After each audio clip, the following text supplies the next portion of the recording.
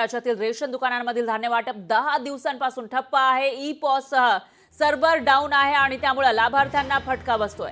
Server डाऊनमुळे लाखो लाभार्थ्यांना याचा फटका बसताना दिसून येतोय। रेशन दुकानामध्ये स्वस्त अन्नधान्य विकत घेतलं जातं, मात्र या ठिकाणी ई पॉस मशीनमध्ये तांत्रिक बिघाड पाहायला मिळतो आणि त्या पार्श्वभूमीवर आपल्या राज्यभरातील गरीब लोकांना अन्नधान्य रेशन दुकानावरून घेता येत नाहीये। राज्यातील शिधा वाटप केंद्रावरील धान्य वितरण 10 दिवसांपासून ठप्प आहे। वितरण प्रणालीतील सर्व्हरच्या बिघाडाचा फटका लाभार्थ्यांना बसतोय, तर ऑफलाईन पद्धतीने धान्य वितरणाची सोय उपलब्ध नसल्याने अंत्योदय आणि केशरी शिधापत्रिकाधारकांना धान्य वितरण बंद झालं आहे। तर ज्या केशरी शिधापत्रिका आहेत त्यांच्यासाठी ई पॉस मशीनची सोय करण्यात आली आहे आणि त्यामध्ये ऑफलाईन सुविधा आता उपलब्ध नाहीये आणि त्यामुळे लोकांना मोठा फटका बसताना दिसतोय, कारण ऑनलाईनची सुविधा चालत नाहीये, त्याच्यामध्ये तांत्रिक बिघाड होतोय आणि त्या पार्श्वभूमीवर जे आपल्या राज्यातील गोरगरीब लोक आहेत त्यांना अन्नधान्य घेता येत नाहीये।